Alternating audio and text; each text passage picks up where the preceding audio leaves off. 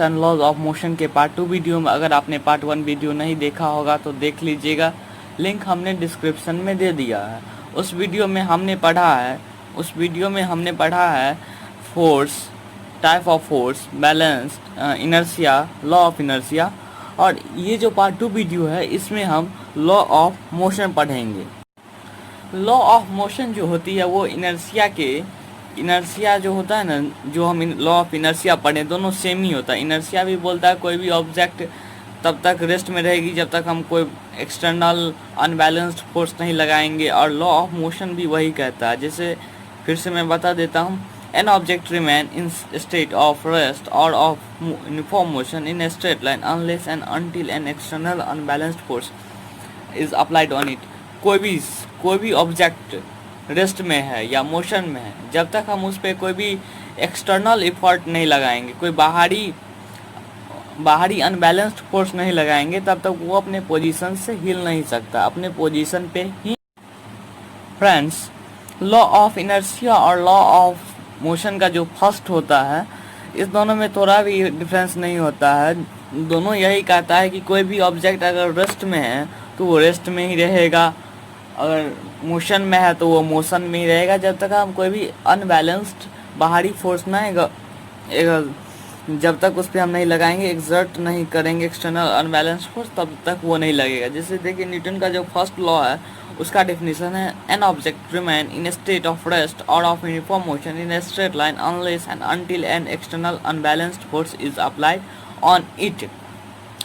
मान लीजिए ये मार्कर है, इस पे हम जब तक कोई भी फोर्स नहीं लगाएंगे, ये संभव है क्या यहाँ से यहाँ आ सकता है? नहीं।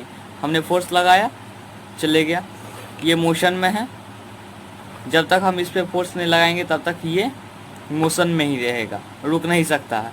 अगर रुकेगा तो due to friction force, due to friction force, क्योंकि अर्थ के अंदर जो फ्रिक्शन फोर्स रहता है वो अप्लाई करते रहता है। जैसे मान लीजिए कोई भी बॉल है, वो मूव करते करते रुक जाती है, तो क्यों? ड्यू टू फ्रिक्शन के कारण वो रुक जाती है। अब हम न्यूटन के सेकेंड लॉ पढ़ेंगे, जो हमने फोर्स का फार्मूला दिया था F=ma, हम वो यहीं प्रूव करेंगे न्यूटन के सेकेंड लॉ में। फ्रेंड्स, न्यूटन के सेकेंड लॉ पढ़ने से पहले हमें मोमेंटम पढ़ना जरूरी है, क्योंकि मोमेंटम पढ़े बिना हम न्यूटन के सेकेंड लॉ को प्रूव नहीं कर सकते हैं, इसीलिए हम मोमेंटम पढ़ेंगे। अब हम देखते हैं कि मोमेंटम क्या होता है। Momentum is the measure of a moving object that is the product of its mass and velocity. Movement किसी भी जब ऑब्जेक्ट का हम पता करते हैं तो वो ऑब्जेक्ट मोशन में रहना चाहिए, और उसका जो मोमेंटम हम किसी भी ऑब्जेक्ट का पता करते हैं तो मास उसका जो होता है मास इंटू वेलोसिटी, जो भी मास रहता है वो और वेलोसिटी रहता है वो। ये एक वेक्टर क्वांटिटी है और इसको हम रिप्रेजेंट करते हैं p से, और इसका जो SI यूनिट होता है केजी मीटर पर सेकेंड, हम उसको लिखते हैं, इसको हम p से रिप्रेजेंट करते हैं। और इसका जो फार्मूला होता है मास इंटू वेलोसिटी, क्या होता है? Mass into velocity. ये एक वेक्टर क्वांटिटी है, और इसका जो देखिए SI यूनिट मास का क्या होता है? kg, और वेलोसिटी का मीटर पर सेकेंड। सो मोमेंटम का क्या हो जाएगा? kg मीटर पर सेकेंड। याद रखिएगा कि मोमेंटम को हम m से रिप्रेजेंट नहीं करेंगे बल्कि p से रिप्रेजेंट करेंगे। मोमेंटम में क्या है? कोई भी ऑब्जेक्ट मोशन में है, इसका हम मोमेंटम पता कर सकते हैं इसके मास और वेलोसिटी को मल्टीप्लाई करके। ओके, आई होप कि आप लोग ये समझ गए होंगे। और एक बार फिर मैं बोल देता हूँ, इट इज वेक्टर क्वांटिटी। ये एक वेक्टर क्वांटिटी है, it is a vector quantity, और इसका हमने तो ऐसा यूनिट बता दिया। और हम न्यूटन, चलिए फ्रेंड्स, अब हम न्यूटन के जो सेकेंड लॉ है उसे हम प्रूव करते हैं। फ्रेंड्स, यहाँ तो हमने डिफिनीशन लिख दिया है न्यूटन के सेकेंड लॉ का, लेकिन हमने वीडियो में पढ़ा था F=ma, वो हम यहीं प्रूव करेंगे। तो हम जैसे जैसे प्रूव करते जाएंगे वैसे वैसे हम आपको ये डिफिनीशन बताते जाएंगे। जैसे कोई भी ऑब्जेक्ट है, उसका मास है m और वो चल रही थी u वेलोसिटी लेके और t जितने टाइम में, यानी कि 3 सेकेंड 4 सेकेंड, t जितने टाइम में वो v पे पहुंच गई, मास तो सेम ही रहेगा। और हमने क्या अप्लाई किया था, फोर्स लगाया था, वो एक मोशन में चल रही थी, फिर भी हमने फोर्स अप्लाई किया और t जितने टाइम में उसका इनिशियल वेलोसिटी यानी कि u से v हो गया t जितने टाइम में फोर्स अप्लाई करने के बाद। तो हमको यहाँ यही प्रूफ करना है F equal to ma, force into mass into acceleration. तो सबसे पहले हम चेंज ऑफ मोमेंटम लिख लेंगे। चेंज ऑफ मोमेंटम क्या होती है, चेंज इन मोमेंटम देते हैं, ऑफ से ज़्यादा अच्छा रहेगा, इसीलिए हमने चेंज इनटू मोमेंटम दे दिया। देखिए change into momentum P2 minus P1 equal to नहीं देंगे, हम एक कांस्टेंट ये साइन देंगे, इक्वल टू नहीं देंगे।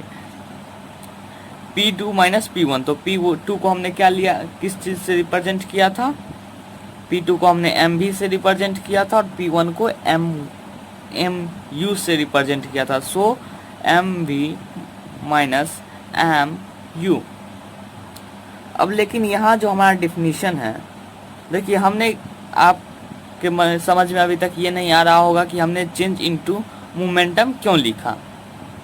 देखिए यहाँ क्या है, the rate of change of momentum, इसीलिए हमने ये लिखा। और क्या है रेट ऑफ, हमने पहले भी बोला था मोशन चैप्टर में, फिजिक्स में जब भी द रेट ऑफ लिखा रहे तो समझिए कि डिवाइड होगा टाइम से। सो हम यहाँ t से डिवाइड दे देंगे,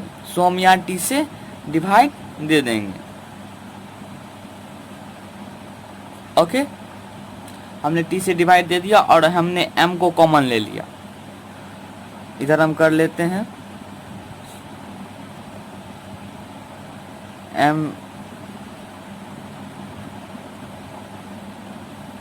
mv minus mu upon t। तो हमने m को कॉमन ले लिया और हो गया v minus u upon t। और ये v minus you upon T का क्या होता है फार्मूला, एक्सीलरेशन का फार्मूला होता है। v minus you upon T किसका फार्मूला होता है, हमने मोशन चैप्टर में पढ़ा था, ये एक्सीलरेशन का फार्मूला होता है। सो हमने लिख लिया m इक्वल टू ma, जो हमारा ये है ये प्रूफ हो गया। लेकिन हमने यहाँ एक कांस्टेंट प्रोपगेशन लगाया था, कांस्टेंट प्रोपगेशन इसे हम कहते हैं। सो इसको हमको इक्वल टू में लाना होगा। ये F इक्वल टू ma तो नहीं हुआ, ये कांस्टेंट प्रोपगेशन हो गया, ये कांस्टेंट एक प्रोपगेशन हो गया। अब हम इसे थोड़ा रब कर देते हैं क्योंकि स्पेस है नहीं, इसीलिए हम रब करके और वो जो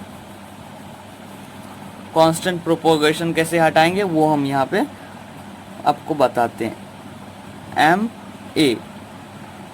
इस प्रोपगेशन को हटा के इक्वल टू देने में किसी भी क्वेश्चन में हम देते हैं तो एक कांस्टेंट वैल्यू ले लेते हैं, कांस्टेंट वैल्यू इसे हम कहते हैं, जो हमने k ले लिया और ma दे दिया।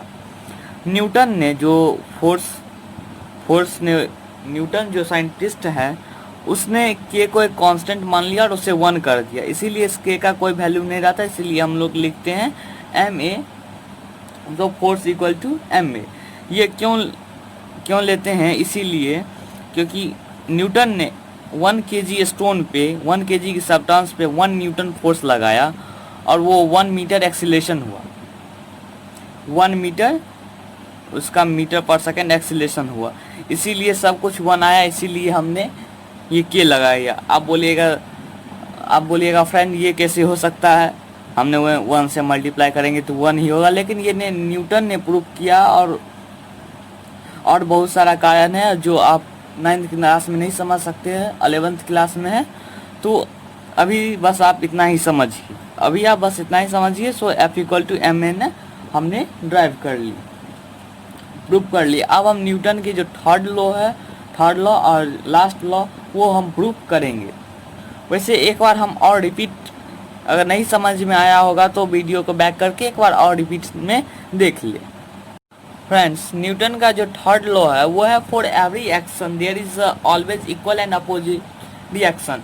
आप किसी भी ऑब्जेक्ट पे अगर हमने यहाँ 10 न्यूटन का फोर्स अप्लाई किया है तो ये भी हमें 10 न्यूटन का फोर्स हम पे अप्लाई करेगा। जैसे कोई भी रॉकेट है, मान लीजिए ये कैसा भी रॉकेट है, मार्कर को ही रॉकेट मान ले। अगर ये रॉकेट कैसे उड़ता है, तो ये जो जितना स्पीड से फोर्स नीचे लगाता है, इसका जो फ्यूल जलता है और इंजन में, और जो फ्यूल नीचे ढकेलता है। आप कभी कभी रॉकेट को उड़ते देखे होंगे, या कभी कभी सैटेलाइट लॉन्च होता है तो पीछे से जो धुआं जो निकलता है, वो जितना स्पीड से वो निकलता है उतना ही स्पीड से हवा उसको ऊपर ढकेलती है, इसी के लिए वो ऊपर चले जाता है। अगर ये वाटर है, इस पे अगर कोई बोर्ड, मार्कर चल नहीं रहा इसीलिए मैं 2-3 बार चला रहा हूँ। अगर ये एक नाव है, बोट, और ये वाटर है, ये पीछे की तरफ क्यों लगाता है? अब कभी भी आपने ये सोचा है? ये पीछे की तरफ इसीलिए लगाता है, ये पीछे की तरफ इसीलिए लगाता है क्योंकि ये पीछे की तरफ ढकलता है। जितना फोर्स लगाता है, 10 न्यूटन फोर्स लगाया, तो पानी भी 10 न्यूटन का फोर्स लगाता है, ये तब अप्लाई होता है, तब ये आगे बढ़ता है। कभी कभी ज़्यादा आदमी क्यों डूबता है? कभी कभी क्योंकि यहाँ ज़्यादा आदमी चढ़ जाता है और कम फोर्स लगता है। 50 न्यूटन फोर्स लगाना चाहिए, 50 न्यूटन, लेकिन लगाता है 5 न्यूटन, इसीलिए ये फिर आप ये इसीलिए सिंक कर जाता है, इसीलिए डूब जाता है क्योंकि यहाँ वजन ज़्यादा वजन ले लेता है। 50 न्यूटन यहाँ जितना फोर्स लगाना चाहिए 50 न्यूटन का लगाना चाहिए, उस आदमी से नहीं हो पाता, इसीलिए ये धीरे धीरे करके डूब जाता है। इसीलिए अगर हम जितना फोर्स से ढकलते हैं उतना ही आदमी इस पे बैठना चाहिए, उतना ही न्यूटन केजी यहाँ पे बैठना चाहिए, ज़्यादा नहीं बैठना चाहिए। फिर आपके मन में क्वेश्चन आ रहा होगा, हमें जो टीचर पनिशमेंट देते हैं, एक थप्पड़ मारते हैं, तो फिर सर को भी चोट लगता होगा? नहीं, सर को इसलिए नहीं चोट लगता होगा क्योंकि सर का मास आपसे ज़्यादा है, इसीलिए सर को चोट नहीं लगता है। अगर आपका जितना वज़न है, आप उतना वज़न किसी अपने फ्रेंड को फाइट मारिएगा तो भी आप पे रिएक्ट होगा, क्योंकि आप दोनों का मास सेम है। इसीलिए अगर आप ज़्यादा वाले को मारिएगा तो आपको ज़्यादा चोट लगेगी, क्योंकि हर एक ऑब्जेक्ट जितना आप देंगे उस पर फोर्स, उतना ही फोर्स वो आप पे लगाएगा। आप धीरे से लगाइएगा तो आप पे भी वो धीरे से फोर्स लगाएगा, अगर आप ज़्यादा जोर से लगाइएगा तो आप पे भी वो ज़्यादा जोर से लगाएगा। यही है न्यूटन का तीनों लॉ। आई होप कि आपको ये तीनों लॉ समझ में आया होगा। अगर नहीं समझ में आया होगा तो आप हमें कमेंट करें, जो भी क्वेश्चन में प्रॉब्लम हो हम उसका सॉल्यूशन दे देंगे। और नहीं समझ में आया होगा तो वीडियो को एक बार फिर बैक करके देखें कि आपको पक्का समझ में आएगा। फ्रेंड, इसी के साथ ये पार्ट 2 वीडियो ख़त्म हो जाता है। हम आपसे मिलेंगे पार्ट 3 वीडियो में, उसका लिंक हमने डिस्क्रिप्शन में दे दिया है। पार्ट 3 वीडियो में हम law of conservation of momentum पढ़ेंगे। जो हम मोमेंटम पढ़े हैं उसका हम लॉ पढ़ेंगे, वो मोमेंटम क्या कहता है वो पढ़ेंगे, और मसल एंड रिक्वायल वेलोसिटी पढ़ेंगे, how to catch a ball. ये 3 पॉइंट है, जो चैप्टर का आखिरी 3 पॉइंट है, ये तीनों पॉइंट पढ़ेंगे। हम आपसे मिलते हैं अगले वीडियो में, तब तक के लिए गुड बाय। चैनल को सब्सक्राइब करें और वीडियो को लाइक करें। Thank you.